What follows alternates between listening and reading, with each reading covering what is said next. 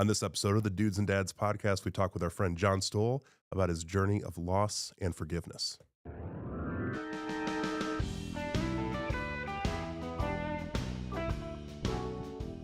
Joel, welcome back. Hey, hello, it's good to be here, Andy. How are you doing? Good. It feels like it's becoming fall way too quick. Yeah, it felt fall-like today.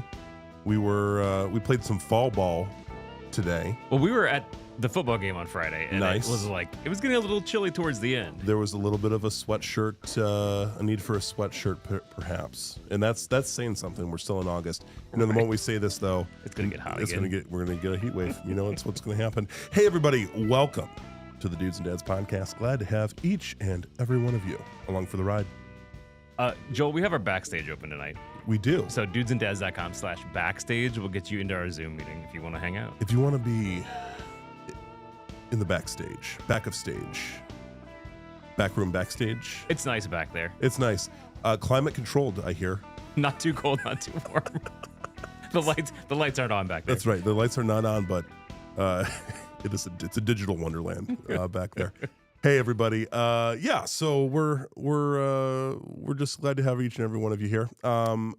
As always, we just want to say thank you for all of you that continue to support us.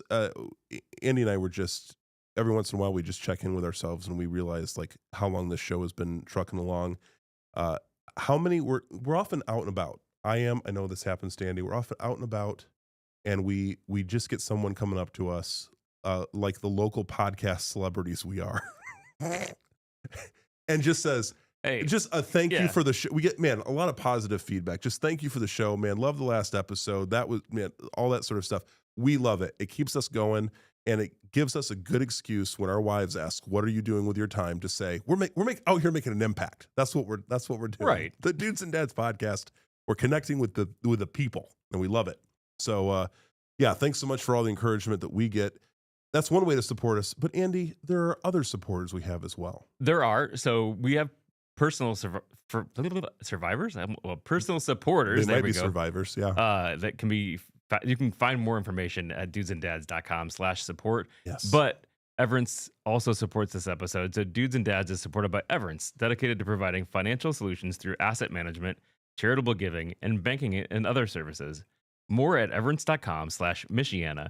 Everence offers financial products subject to regulatory requirements. Visit everence.com/ for more details. Whoa. There we Whoa. go. I'll get it eventually. Thanks, Everence. As always, we want to say thank you to Everence both for their support and for giving Andy and I jobs. True. So all good there. Andy, is there anything else we have to talk about? No. Good. Let's get Great. into the content. We're gonna get in the conversation. We do want to welcome my good friend, a brother from another mother, John Stoll. John, thanks for being here tonight. Appreciate you, man. Thanks for having me. Yeah. It's an honor to be here. Well, you know what? Thank you. It's an honor for us to have you. Andy, John and I, we share a unique and common bond. Yes. We're band dads. Yes. And aren't you both band dads for two different bands? Also, two different schools. Well, two different schools. I have not, because Josiah has stuck with football only and has not gone back to band. I have managed to, shall we say, dodge the bullet that John has not previously dodged. Right. Okay. So I shouldn't say you're not a band dad for the Fairfield, but Yes. you are. We have kids in two separate school true. systems. And- The same ones. And Friday night, those two schools played each other. They did. And so Yes, that they was. They did, and it was. Let's just say, John, I don't know if you noticed the internet is abuzz with the outcome of that game. Lots of words of protest And love. and love, and it was just a really. And for us, Goshen and Fairfield, only 6 miles down the road from each other. It's a local. You could say a local rivalry. That's accurate. Yeah. Local rivalry is that's a good way to describe But John and I have managed to because we share this dual school relationship. We there is no hatchet that needs to be buried between the two of us. We are trying to fully embrace our Dualness. dual school involvement. But John's just a good friend, somebody that I'm glad pretty soon here, John and I are going to be spending almost every weekend together Yes. loading and unloading things out of trucks and traveling all over the northern hemisphere of Indiana for sure. And it's gonna be great. I'm saying that right now. It's gonna be great. But as John and I connected, when band started, John and really his family have, I think, just a really powerful story to tell, and John's had an increased opportunity to tell that story. So we're looking forward to hearing that. But the one thing we always like to start with is the dad stats. We want to know about you, about your family. You're a married man. You've been married for a period of time, clearly, by the number of kiddos that are in the picture now and grandchildren. So just tell us everything that you want to tell us about your family, my friend. I've been married to the lovely Takesha Stoll for 25 years. Yes. We'll be 26 this coming December. Wonderful. We have five children. Oldest Jeffrey is 26. Zane would have been 25 right now. Okay. Sophia is 14. Dejan is 14. Sophia is very proud that she's 13 days older than Dejan. And Amari is 11. Yes, 11. Sorry. Say it with confidence. That's what and listen, matters. we're as parents of multiple kids. Whenever I am asked at the doctor's office for the birth dates, Oh, that's terrible. There's a stage fright that comes over me as you're going down through the list, and then you're I'm like, always like, so we get it. I totally get it. Yeah. So Amari's 11. Yep. And we have 3 grandchildren. Oldest is Alina, and she's 4. Next would be Asher. He passed away. And then Anala is 10 months. Wow. Tomorrow. Wow. No, And 2 adorable. days. Adorable. Yes. You are, John frequently is, when he comes to our band booster meetings, these band parents that we get together, and Anala comes with every once in a while. And I will say, every person in the room when the baby comes in is immediately distracted from the agenda item at hand. It's like, it's very difficult. It's like very difficult to stay focused. A lot of cuteness in one place. So, okay. So John, I think with the family you have, and you've kind of initiated this conversation. Talk to me about how you guys built this family of yours, because like, I think for the listener you got 2 kids that are only 13 days apart, how did that happen? And like, how are the timetables and all that? So you guys have taken a certain route to building the family that you have and all the kiddos that you have. Tell us about it. How'd you do it? What happened? Actually, before we were even married, we had numerous conversations about adoption and wanting to adopt. My wife's adopted. My parents have adopted 3 children over the years. They've fostered for 25 years. So that was something we always wanted to do. We got the option. We got the chance to do that much earlier than we thought. Just a couple years after we were married, and we adopted Jeffrey and Zane. They were 2 and 3 when we met them for the first time. 3 and 4 when they finally got to come home. They are from Belize in Central America. We had a connection there through some missionaries from our church at the time, Tri-Lakes Community Church. Noah and Loretta Hosteller spent, I don't know, a lot of years there, but they were our connection. And we adopted, had the option and opportunity to adopt Zane and Jeffrey. So kind of a little funny story when that like the opportunity for those kids, they were discussing that on a Sunday morning one time, that, hey, we need someone to take care of these kids for a few months. Sure. It was. Right. And my wife and I were going home from church that day, and she's like, hey, you know those kids that Doreen talked about? And I was like, yeah. She goes, I told her we'd take the younger 2. I was like, you did what? Yeah. But no, it's, it was great. And that we didn't know that there was an opportunity to adopt them at the time, but that came in. So we're really happy that worked out. Wow. Yeah. So then we went quite a few years actually, and weren't able. We knew that having biological kids would be difficult for us, Yeah. but we were able to have Dejan through in vitro, and at the time there was 2 embryos that like made it, Yeah. and then one of them didn't for fairly early on. So we were kind of like we're gonna have twins, maybe, and then that didn't work out. Well, then 6 months after Dejan was born, we got a phone call, said, "Hey, would you take this little girl, Sophia, while her mom goes to rehab?" And we said, "Sure, we would." So Sophia came, and she was 6 months old at the time, 13 days older than our son Dejan, and well, she never left. Yeah. And several years went by, kind of in limbo about the permanency plan, but in the end, we were able to adopt her also, and so she's been with us since 6 months old. And then one day, my wife said, "Hey, I don't feel good," and I was like, "What?" And those are the words. I was Don't feel good. How? Yeah. And it wasn't supposed to be able to happen, but God. And then we had Amari. So that finished out our 5. Yeah. So yeah, I mean, a little different route than some, and Sure. some people look at me and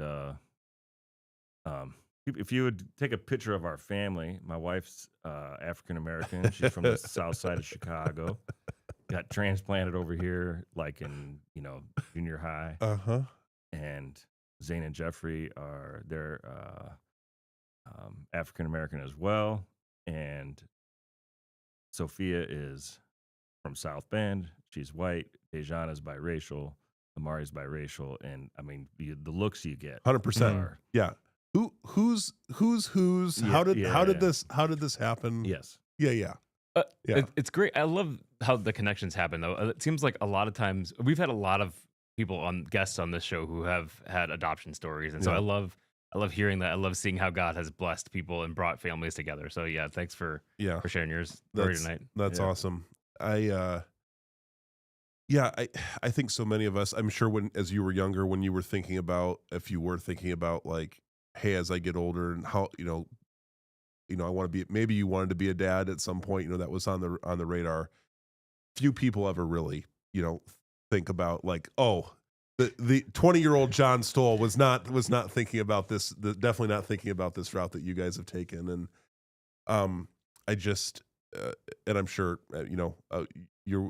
would you say your wife had kind of, I always wonder if people have had a long-term vision on the adoption side, like if they've had a long-term vision for that, if that was something that was planted in her heart early, or earlier in life, or that kind of like just developed at like as you guys were getting closer to like once you were married, like how that worked for her. She had a really rough childhood, so I think her idea of what might be wasn't anything like it turned out to be. Yeah. Which was probably, I would think if you asked her, was probably a good thing. Yeah. But she loves kids. Yeah. And she can't really say no to a child, Yeah. which is a pretty good thing, Yeah. to be able to have a heart big enough to, Yeah. and open enough to do that. Yeah. So, I mean, right away there was like, well, we're not saying no to any children that come our way. Yeah. Yeah. So The arms have been open, ongoing. yeah, I mean, yeah, she's been well, take a step back to the band thing. Yeah. My wife's been the color guard director at Goshen High School for 21 years now. Yes. And she's, I mean, not only, I mean, she's coached, I don't know, hundreds of kids, Yep. but she really loves the relationships that she's able to build and the impact that she's had on them. And I mean, some of those students to this day, long-term relationships Yep. with our family. And Yep. that is like my wife in general. That's how she operates. She likes deep, Yep. impactful, meaningful relationships. Yeah. And,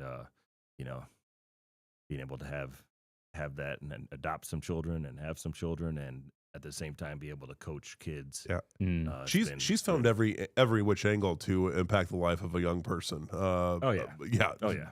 Working all the angles. Love it. Love And it. she's a teacher. Yeah, so, yeah. Yeah. So what does she teach? Actually right now she teaches PE. She's halftime PE teacher at West Goshen Nice. Elementary.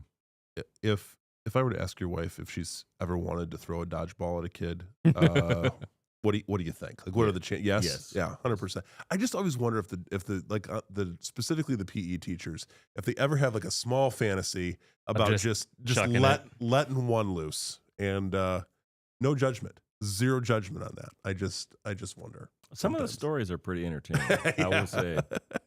I will say. Yeah, that's fair. And I think if you had asked her a long time ago if she'd ever teach PE, she'd have said no. Sure. But sure. she was a grade school teacher, and then Yep. she was off for a while, and then she taught middle school dance, and ended up at West Goshen as PE. It fits our schedule nice, works out real well. Fantastic. So. So in the midst of you guys forming this family and the interesting twists and turns of that, a few years ago, really your first, or maybe not first encounter, but one of the first encounters with the loss of your grandson Asher.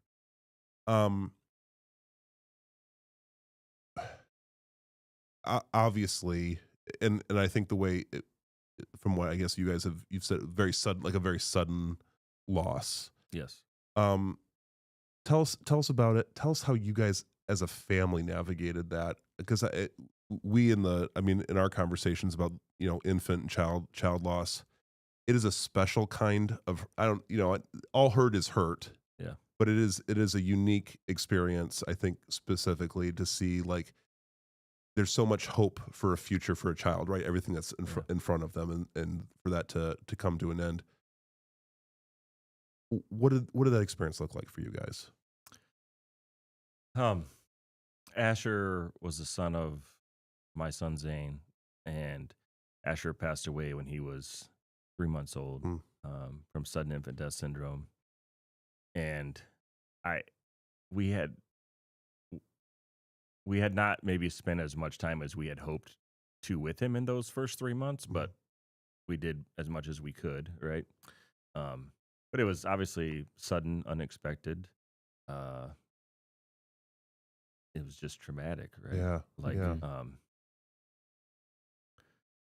Watching my son go through that was heartbreaking. Yeah. Yeah. Kind of interesting. That was his son. Yeah. Mm-hmm. Yep.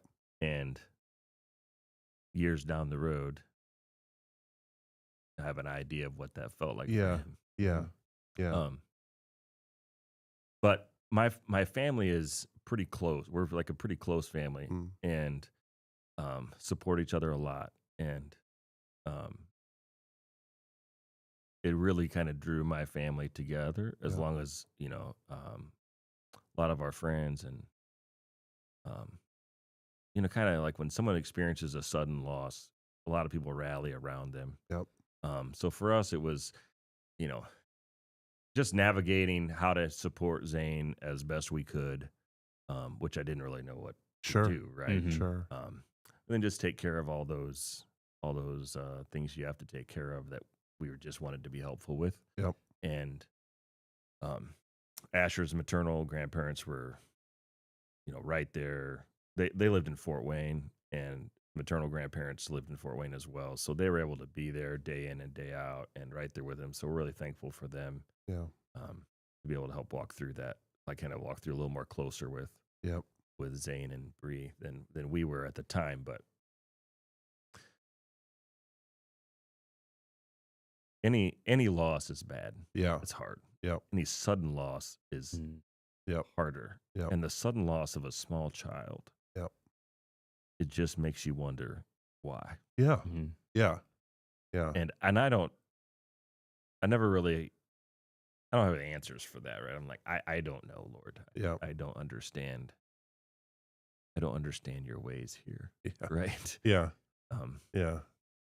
Do you hope, I don't know, this is also a good question for Andy. I don't know if I've ever asked it this way, but like, do you hope for an answer someday? Like, do you have that sense of like that will be resolved someday between you and God, or do you just sort of like release that?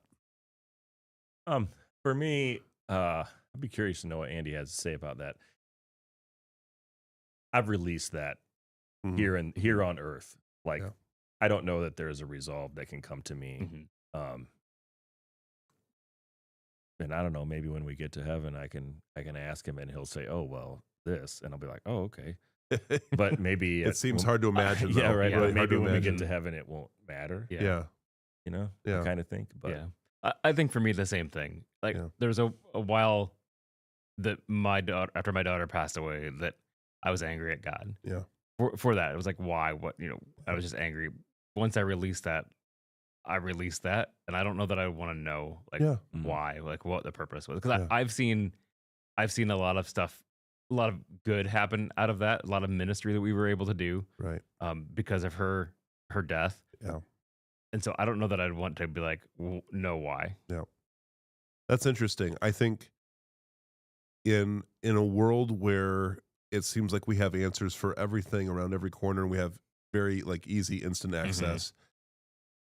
I think it is a unique perspective, and I think and I it, kind of fascinating, kind of interesting, kind of amazing that I think God does a work in people to sort of like release the need. It's not letting anybody off the hook to say like, oh, Right. just these terrible things can happen and we don't ever have to think about why or whatever, because it's a natural it's a very natural I think natural response. But no, I think that's really amazing just to hear you guys say like,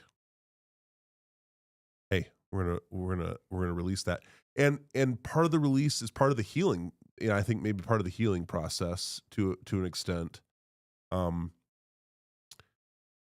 what what does healing look like for you and your family? Like, and was it different for you than it was for Keisha, or in regards to Asher, yeah, in regards to yeah. Asher? Well, I don't. What does healing look like? Yeah.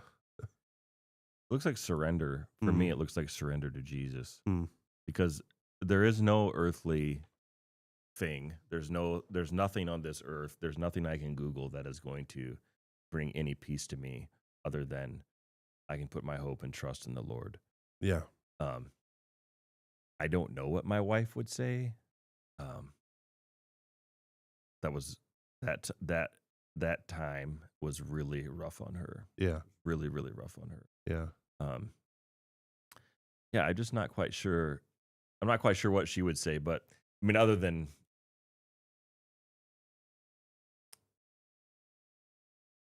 I don't know. Yeah. Yeah. I don't know. Sorry. Yeah. No, that's and everyone processes healing and grief differently. So Yeah. So you guys, the loss of Asher, that was in 2022. Yes, I believe 2022. And only a few years pass before you are yet faced again with a just massive tragic loss in your family. Tell us about that season for you guys, because this is sort of still an ongoing story. There's still the results from this, but yeah, tell us more about that. Yeah, on September 2nd, 2024, our son Zane was murdered.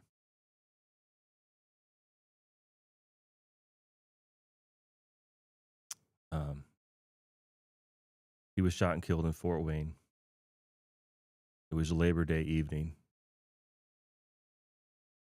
and we didn't find out till the next morning.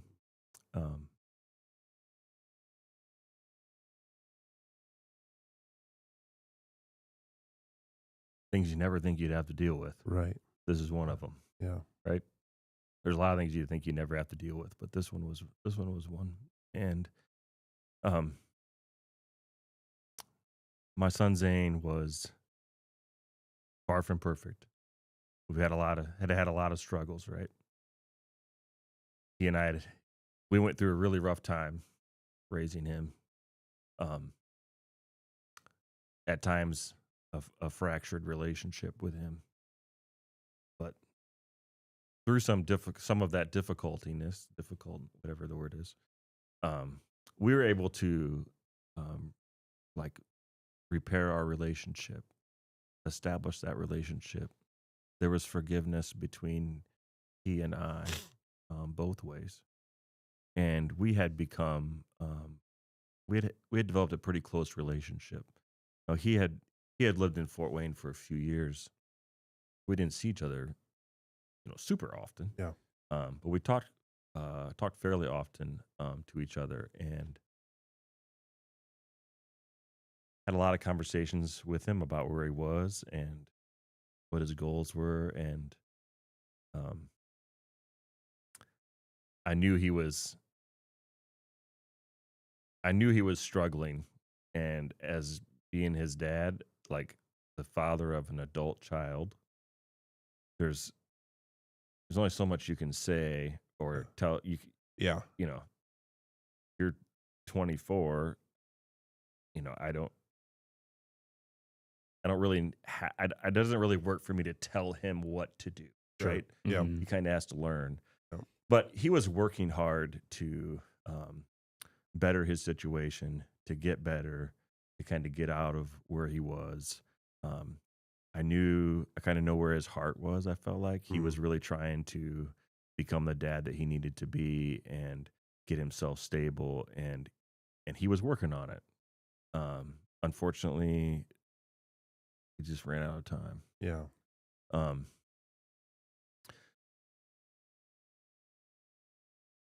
so obviously, when you get the news that somebody killed your son, there's a whole other aspect of you're not only dealing with the grief, um, the trauma of that news, but in the days to come, you deal with detectives and um, prosecutors trying to figure out what happened, trying to hold the people accountable that did that. And in Zane's situation, there was two men that were charged. They arrested within a couple days. That they both charged with murder. Um,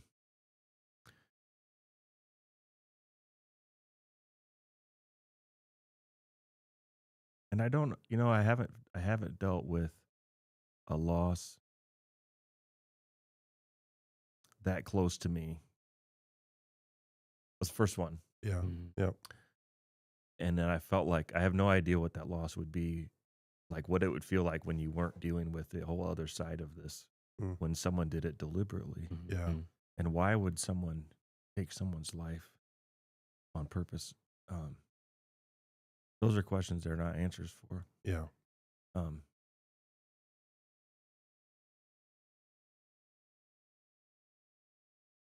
I remember that week.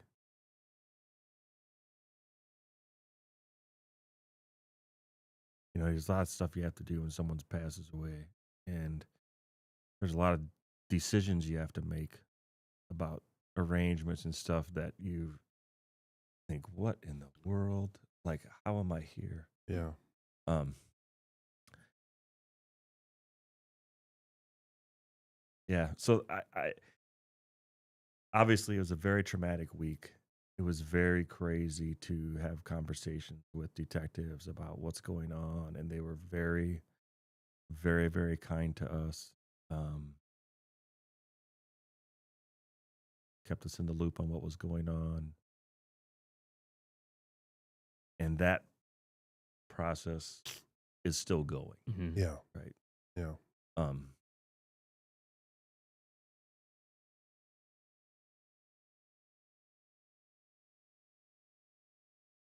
Zane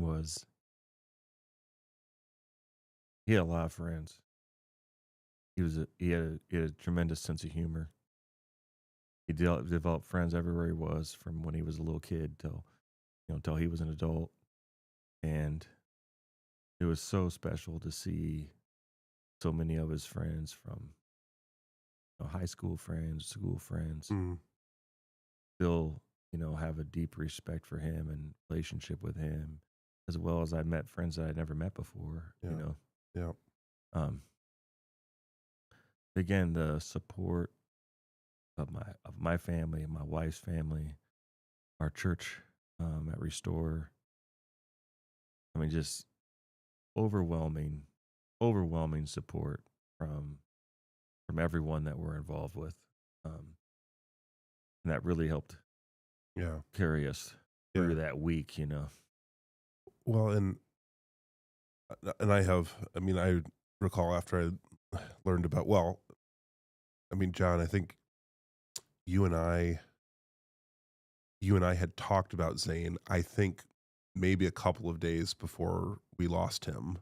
I think we were at like we were at a football game one night. We were in, it's the one thing I'll remember, like, um, just hearing how proud of him you were.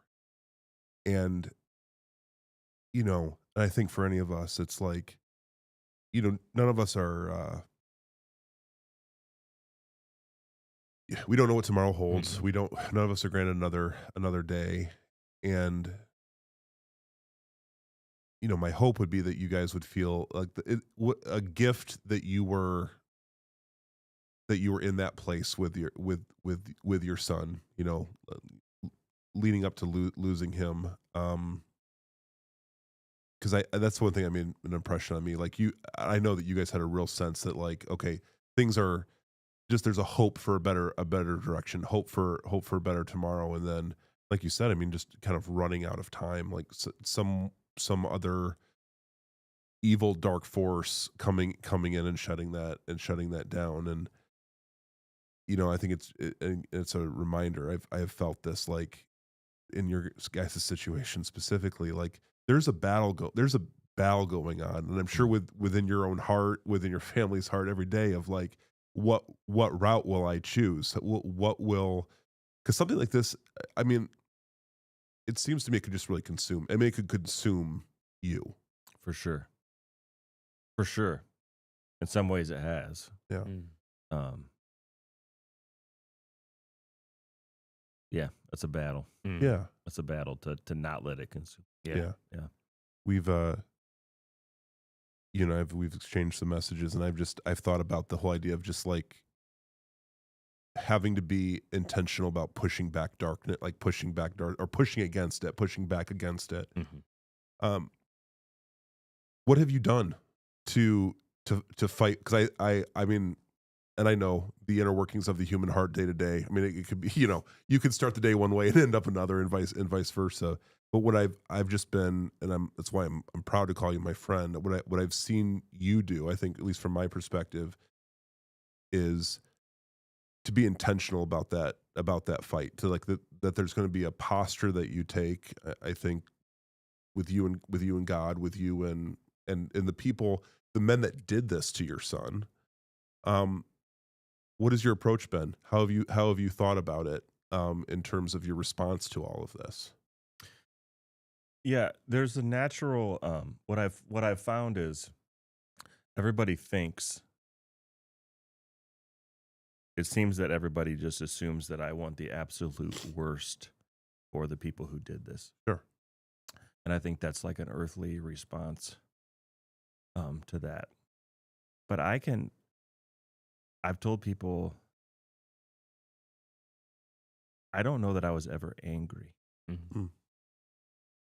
but there's no ways to describe the sadness that I feel, that I experience. And I believe it was the Thursday after Zane died. The detective called me, and I'd got some updates, but he called me and said they arrested one guy and that they expected to have the other one that night. And I think he texted me in the middle of the night. Maybe he called me and said, "Just want you to know we arrested the other subject." And I remember being heartbroken. Mm. not only for my son, but for those guys.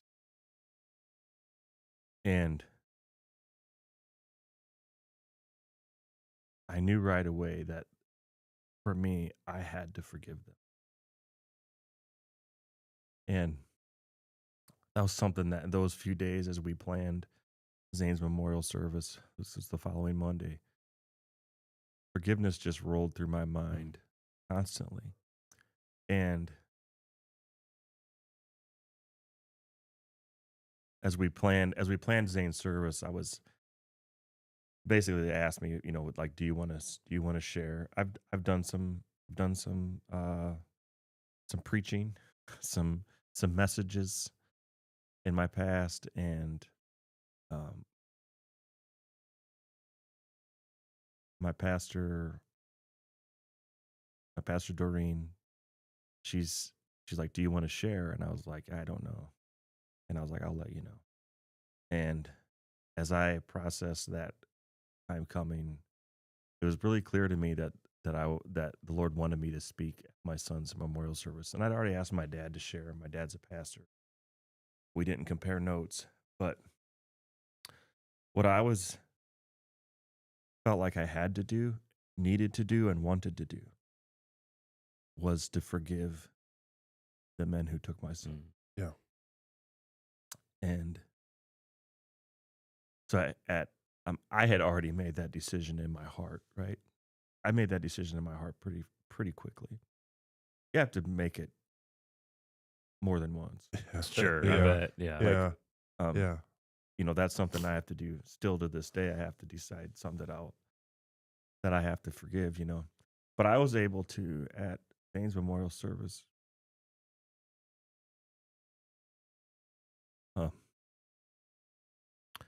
I was able to share and speak forgiveness and to share a little bit about forgiveness. I wrote a couple notes here. Yeah. I didn't put in what I wanted to, but there's a song by Matthew West called Forgiveness. And it's something like, it starts out as something like, it's the last thing on your mind today. It's the opposite of how you feel when the pain they cause is just too real. It always goes to those who don't deserve. And it takes everything you have just to say the word. Yeah. Forgiveness. Mhm. And that has been like forgiveness for me, forgiving them has been, I think, the part that has kept me sound. Mm.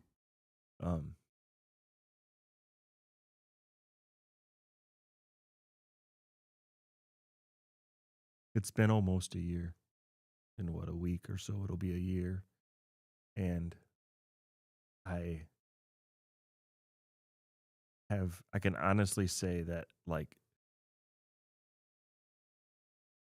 my faith in Jesus, my relationship with him has kept me going, but he has proven his faithfulness. He has never left me. I know he'll never forsake me. He's been there in every step of my journey. He's been there in everything that we've had to deal with the prosecution side of this story. And I have my hope in him. I get my peace from him. And I can forgive because of him.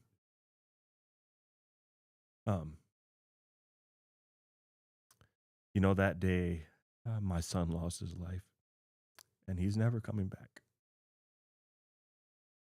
I'll never see him again on this earth.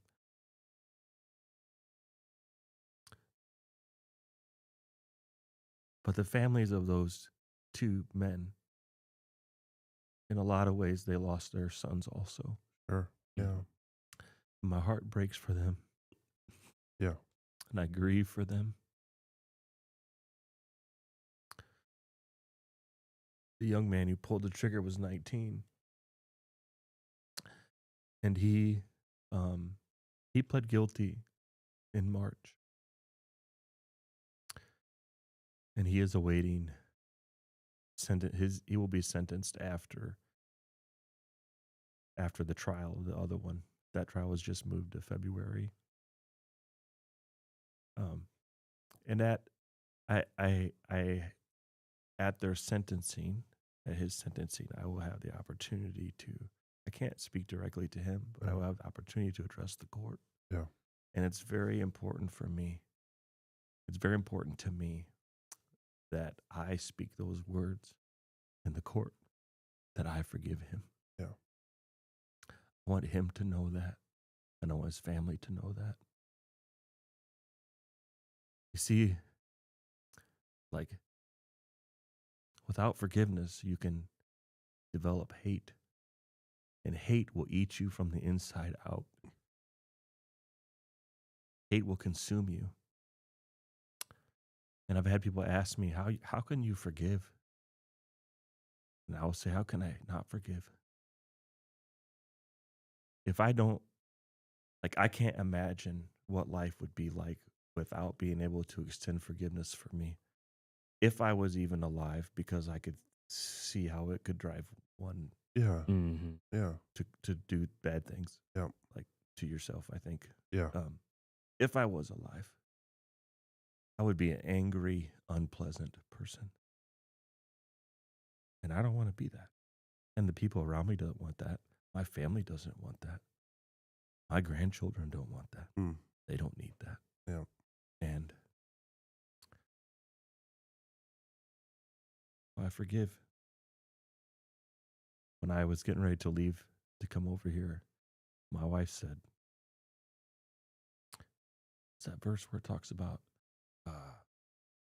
we'll overcome by the blood of the Lamb and the word of our testimony. And I think that's a lot of this story. I hope that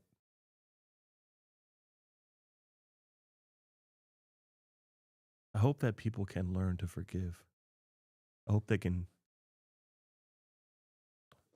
see the importance of it. They can experience the peace that I've experienced. Because I think all the earthly things would tell you that you shouldn't feel what I feel. Yeah. Yeah. But I'm part of the kingdom of God.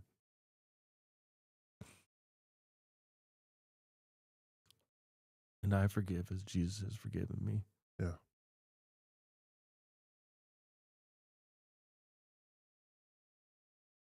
Yeah. It's a miracle, Mm-hmm. really. And how cool it would be if those two gentlemen come to know Jesus because of your testimony. Thought a lot about that. And someday, as strange as it might sound to some people, I hope I can have a relationship with them. Yeah. Yeah. They don't need anybody else to be mad at them. Right? I Yeah. mean, who does? Yeah. Right. Right. You know? Right. Yeah. Yeah, those guys' lives are changed forever. Yep. And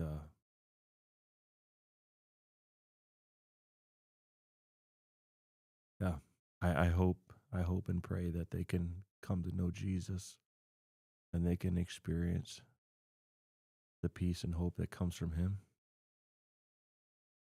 Their life might their life might look different, but it's not over. Right. Mm-hmm. Right. You know. Yeah. Yeah. You know, John, I mean, again, I do think about, I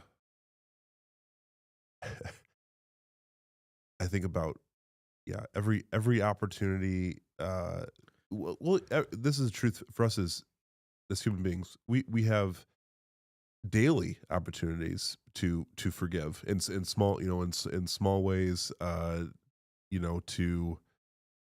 hold things against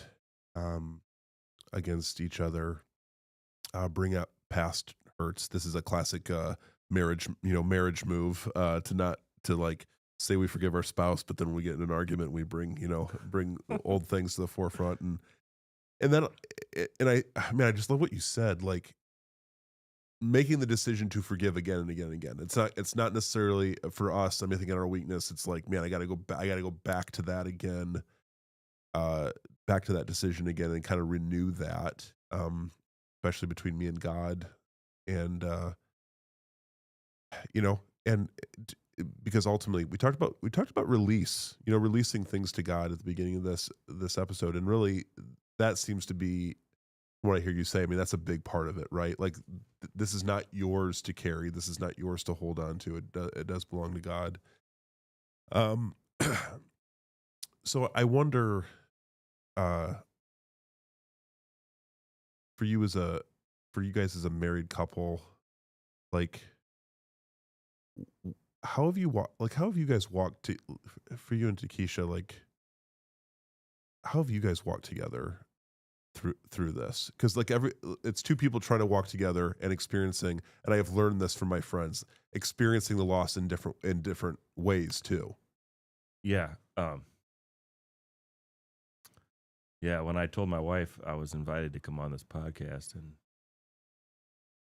she kind of looked at me and she's like, "You ready for that?" And I was like, "I don't know." and she's not, like, I don't think she could do this, right? Yeah. Because we're both processing it completely different. Sure. Which Yeah. we're completely different people. Yeah. So it's totally understandable. Yeah. I actually did some research recently, just a little bit, that like it's a common assumed thing that divorce rates of someone who has lost a child is really high. Mm. And when I did some research, what I found was actually that's a myth. Mm. And no, I didn't dig deep. So someone's probably going to like, you're wrong. For my little bit of research I did, it appears that divorce rates of people who have lost a child, I think actually I think it was tied to just losing a child, not a murder. But Yeah. Anyways, it was actually a little bit lower than statistics. Like the average rate was a little higher Sure. than this. But anyways, Yeah. I thought it was kind of interesting. And I think that in a lot of ways, it's drawn us closer together in maybe ways that we're not even totally sure of yet. Sure. And I think if you would ask her, probably at any step, any point in this last year, she would say, I'm really concerned about John. Yeah. Yeah. And I would say, I know I would. Yeah. I'm really concerned about her. Yeah. I think watching my wife grieve is really difficult. Yep. And I think for her the same. It's really hard to watch your spouse go through that. Yeah. But it has sparked a lot of conversations. It has sparked a lot of my wife's really a lot better than me than this, but like trying to prioritize self-care, like taking care of yourself. And she was like, you have to take care of yourself, because if you don't, like, you're not going to be who the rest of us need you to be if you're not taking care of yourself. And I'm not very good at that. I can do a lot of things and I take care of a lot of people, but I'm not necessarily the best at taking care of myself. And that's something that I'm learning through this. Yeah. Is that I have to do what I feel like I need to do, like for me. And Yep. I ask the Lord, what does that mean? Yeah. What does it mean to take care of myself?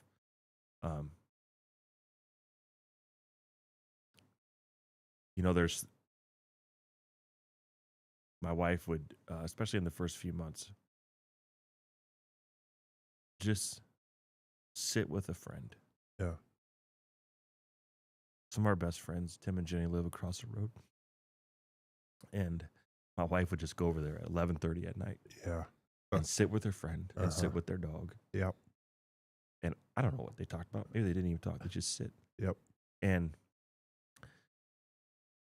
the importance of some really close friends has been really good, but it's drawn us together in a way that you just end up talking about things that, and through those relationships, you end up becoming a little closer together, right? Yeah. When you're married couples talk about things that you don't talk about with anybody else, and you're at a point where you trust each other more than anybody else.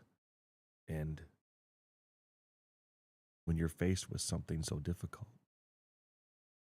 And those conversations are much different, but they're just as deeper than it draws you together. There's also an element that sparks a little bit of fear of the future. Yeah. Like, what's going to happen how's this going to affect me in 10 years? Yeah. Or whatever. And we've had some of those discussions. I've had some fears of what this might mean in 10 years, or once our kids are gone, or, or our younger kids are grown, but we pretty quickly put those fears to rest when we, bring them up. But yeah, I think, in one way or the other, the addressing of what could, I mean, none of us know what could happen in the future.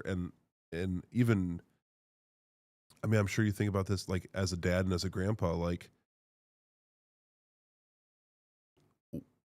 how is the rest of the family going to process this as they get older, especially with young kids, like, as they're more aware of the ramifications of the loss, and they sort of see, I mean, gosh, these older people are responding to this way different than I did, or even what they even remember, even what they're aware of. And I mean, I can only imagine how you guys have had, I mean, what a balancing act, even talking about it especially with your kiddos who have a wide range of age and experience and maturity levels and all of that. What have you desired for the rest of for your family? What did you desire for them coming through all of this? yeah, my oldest son, Jeffrey, he's only 16 months older than Zane. And this has been extremely hard on him for a lot of reasons, but it's been extremely hard on him. And that's been hard to watch. There's a much different relationship between him and Zane than Zane and the other our youngest three children. But Jeffrey just started working with me a week ago at my job. Oh, wow. And so I'm really, really thankful for that. Yeah. I'm really excited about it.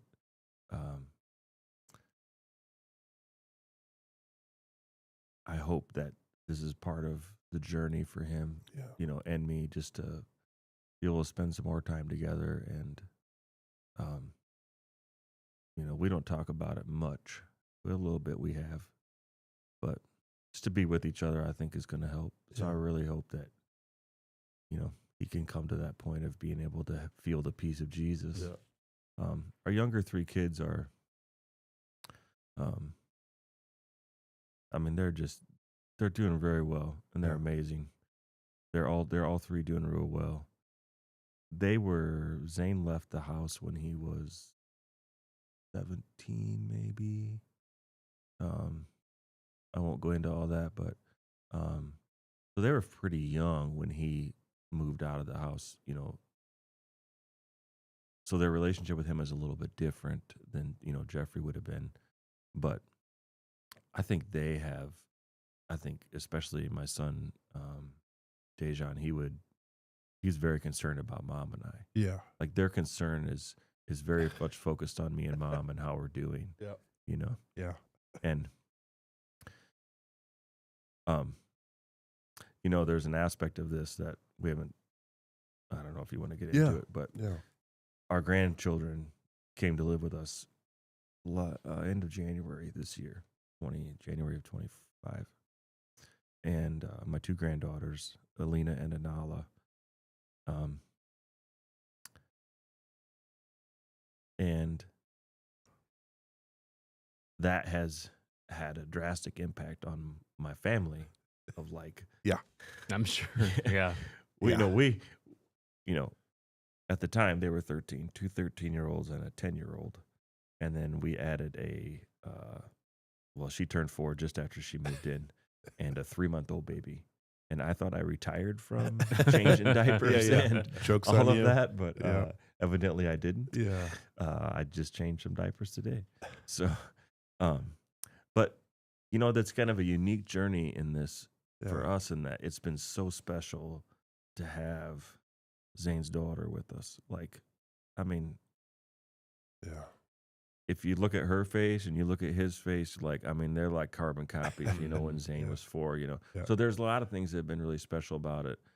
And I think it's been it's allowed some healing for maybe our little kids, especially. I mean, for my wife and I too, to be able to, for a period of time, we don't know how long this will be, really hope that their mother can to be able to take care of them in the Yeah. future. And but for this season of life that we're in, it's a real honor and a real special thing to be able to have them.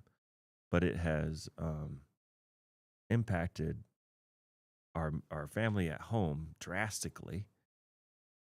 But it's also like somehow, it's like a part of Zane is there Interesting. Yeah. that Yeah. I don't know how to describe that with two 14-year-olds, Yeah. and an 11-year-old, Yeah. but there's like, hey, this is my brother's child, Yeah. and I Yeah. get to take care of her. Yeah. And they are doing, I mean, they're amazing kids. They're doing Yeah. so good. They're so helpful. Yeah. And I told them one time when the babies first came, I said, this is where the rubber meets the road in our family. Yeah. Like, people can talk about their faith all they want to, Yeah. but we're in a season of life where we're forced to, in a way, right? We're forced to deal with this terrible grief. Yep. And all of a sudden, we're going to take these two children in, which of course we're saying yes 100% Yeah. right away. But this is going to be different for us. This is going to impact everything we do. Everything. Like, I Yeah. mean, there is nothing that's not Yeah. impacted by it. Yeah. And I was like, hey, this is where what we say, what we believe, Yeah. lines up with what we do. Yep. And it's going to look different than probably all of your friends. Mhm. And that's okay. But for us, this is where we are. And, I think they've just learned, especially those 3 younger ones at home, have learned so much about faithfulness and love, forgiveness. They've heard me talk about it. And just walking through grief, Yep. And hopefully they're learning something about joy too. Yeah. You Yeah. know, there's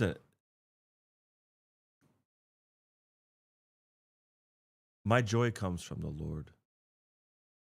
And while I at the same time grieve my son, I get to hold my granddaughter. Yeah. Come on.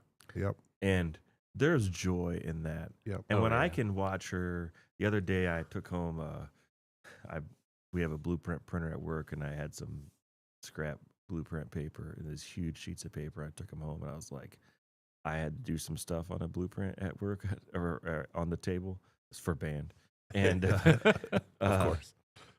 but I got that paper out, and I got her all her crayons, and she drew on that humongous paper just like Grampy was drawing on his paper. Yeah. And that's Yeah. there's a lot of joy in that. And Mhm. when I just this week I was able to take a baby, Anala, and she would put her head down on my shoulder, and 3 times I put her to sleep like that this week. Mhm. Yeah. And I mean, that's fun stuff. Yes. And it's precious. Yeah. It's Mhm. precious. Yeah. So that has been really, really, really good. That's awesome. Well, John, I will say, as you mentioned, there's more to this journey. There's still a pending trial here months out, and I think, man, our continued prayer is that because we know God's going to continue to show up in all of it, and each and every day will be a new day and a new decision to make. But man, we're in your guys' corner. Like, we're just we're here with you, and we're just grateful that you you share the story. It's pretty incredible, and I know there are people out there that are connecting with it in some way or another. And I hope it's an encouragement for sure. But thanks.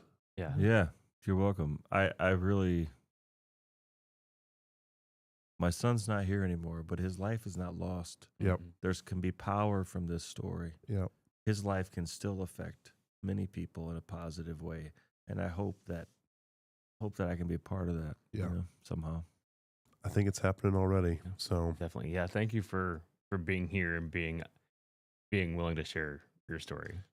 but of course, No, John, of course. we can't let him go without And now it's time for the Dudes and Dads Pop Quiz. 10-4.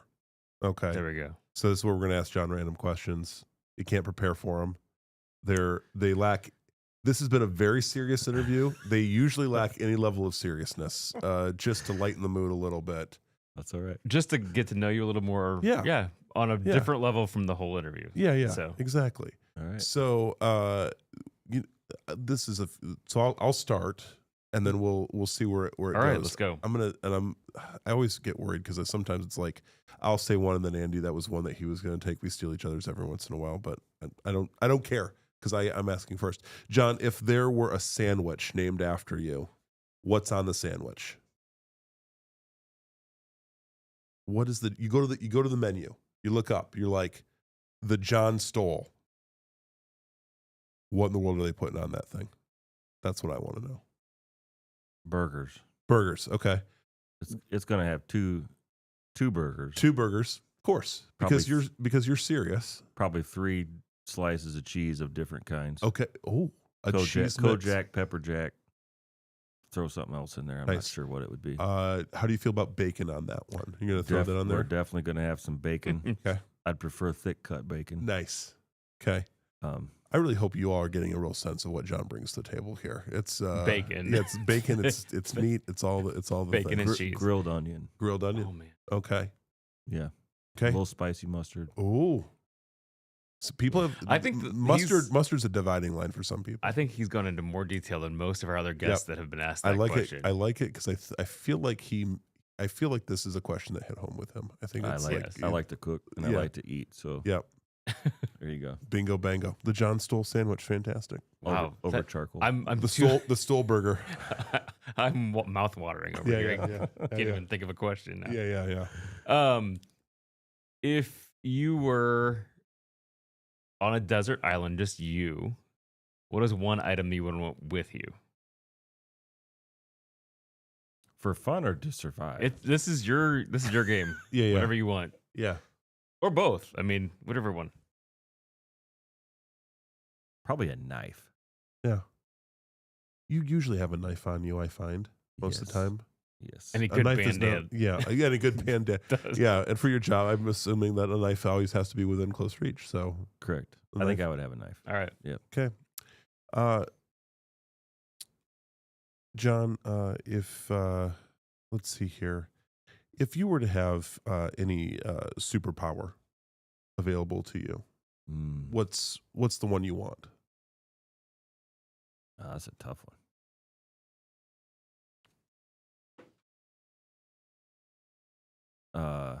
Not getting tired. That Infinite, really, I like- feel like that really speaks to his current stage of life. Just infinite energy. Like just superpower, you never get tired. Yeah. You never feel tired. Okay, I like to sleep though, but I don't want to be tired. got it. Okay, well, that's good. All right. If you had a personal assistant just following you around every day, that would probably get annoying. But if you did, what would you have them do? Oh my.